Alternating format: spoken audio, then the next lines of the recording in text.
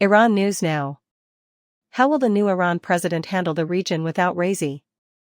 Will a reformist win and change course with the West and nuclear agreement negotiations, or will a hardliner prevail and continue Raisi's anti-Western stance? His chopper crashed into a jungle on May 19, killing former Iranian president and hardliner Ebrahim Raisi.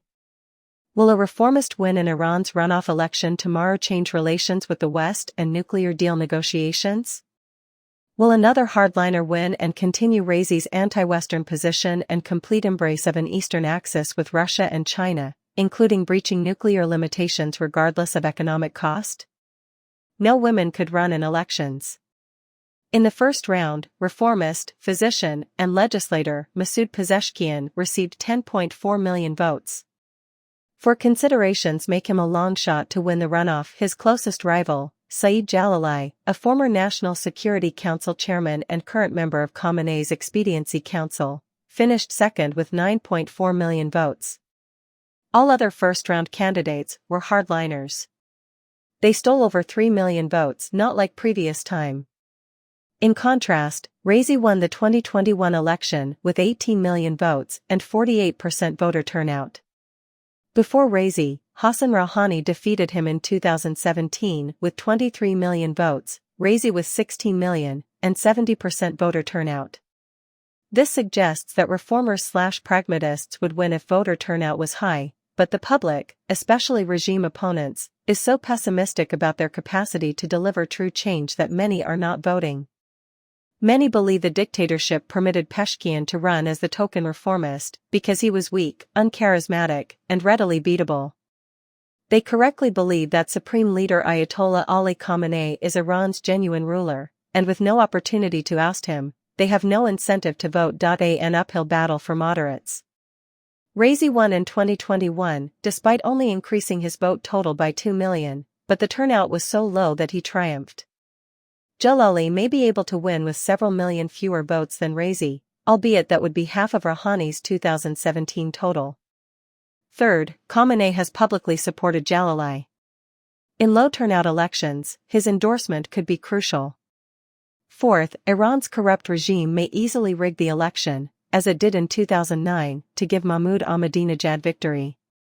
Khamenei's tone and the fact that he disqualified 74 of 80 presidential candidates, including some of his most prominent reformist or pragmatist opponents like former Parliament Speaker Ali Larijani, former Vice President Ishaq Jahangiri, and former Minister Abbas Akandi, suggest he will do whatever it takes to keep a hardliner in power.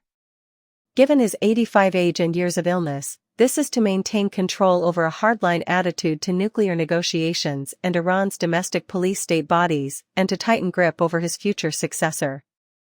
This suggests that Iran would continue to seek Chinese and Russian economic backing to avoid returning to the nuclear constraints it struck in 2015 with the West. Once it completes additional weaponization concerns like detonation, the Islamic Republic might weaponize its enriched uranium for a half-dozen or dozen nuclear weapons in weeks or months. Jalali makes symbolic declarations about a readiness to resolve the nuclear issue like Raisi, but he was a nuclear negotiator when no deal could be reached, and U.S. negotiators saw him as a serious obstacle. Iran may try to make an agreement with the Biden government to weaken a Trump administration. It is more possible that Khamenei will wait until the U.S. elections to decide his 2025 stance. Reformist or pragmatist-style voters may notice that Pezeshkian dominated the first round and vote more in the second round to give him a large enough victory to cover up. If so, Tehran may return to the 2015 nuclear restrictions and resume full IAEA inspection as part of a nuclear deal. However, the nuclear deal's centrifuge restrictions and power to reimpose global sanctions on Iran expire between October 2025 and January 2026. Any diplomatic win must get Iran back in the box from the 2015 deal and extend it. Without such an extension, only an Israeli Air Force strike or repeated Mossad covert sabotage could prevent the Islamic Republic from passing the nuclear threshold.